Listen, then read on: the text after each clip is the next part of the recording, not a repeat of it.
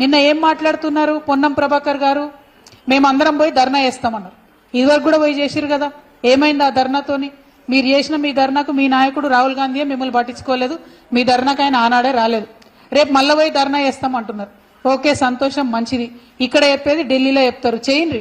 కానీ ఎంత అవహేళనగా మాట్లాడుతూ ఉన్నారు ఇవాళ పొన్నం ప్రభాకర్ గారు అంటే, మేము పోయి ధర్నా చేస్తాం, అందరు బీసీలు రావాలి, అందరు ఎమ్మెల్యేలు రావాలి, అందరు ఎంపీలు రావాలి అంటే ఏంది ఇది? మేము సత్రంలో భోజనం పెడుతున్నాం, మీరు అందరు రావాలి అన్నట్టు ఏం మాటలు ఇవి?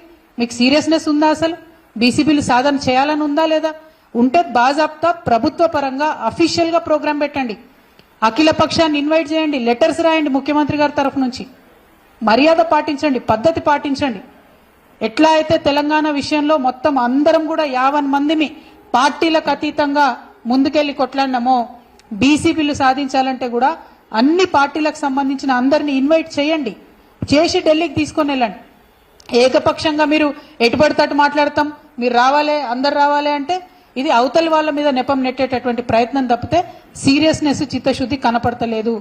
కాంగ్రెస్ పార్టీ ఢిల్లీలో తలపెట్టినటువంటి ధర్నా ఏదైతే ఉందో కేవలం బీహార్ ఎన్నికల కోసం చేస్తున్నటువంటి డ్రామా, అంత తప్పితే బీసీల మీద చిత్తశుద్ధి లేదు.